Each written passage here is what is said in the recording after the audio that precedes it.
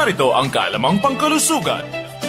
Kadalasan sa mga Pinoy ay mahilig kumain ng mais dahil sa mga bitamina at minerals na ibinibigay nito. Ang mais ay nagpapalakas ng ating enerhiya. Mataas din sa calorie na mayroong 350 calories per 100 grams. Mataas din sa fiber. Ang isang baso ng mais ay mayroong 20% fiber at mataas na ito sa mga bitamina B katulad ng thiamine at niacin na maganda sa nerve at cognitive function. Ang mais ay mayroon ding mga minerals na tulad ng phosphorus, magnesium, manganese, zinc, iron, and copper. Laban ito sa cancer at sa heart disease. Kinokontrol nito ang kolesterol at nilalabanan nito ang anemia dahil sa folic acid nito at vitamina B. Nilalabanan din nito ang diabetes at hypertension dahil ang phytochemicals na nasa mais ay epektibo para sa mga taong may hypertension. Ang mais ay source din ng beta-carotene na nagpapalinaw ng paningin. Ang mais ay isang source ng thiamine, isang nutrient na tumutulong sa paggalaw ng ating utak. Ito din ay mataas sa antioxidants na nagtatanggal ng mga bakterya at tumutulong para maging maayos ang kondisyon ng balat. Lenny Wong Olifo, NDBC, Bida, Balita.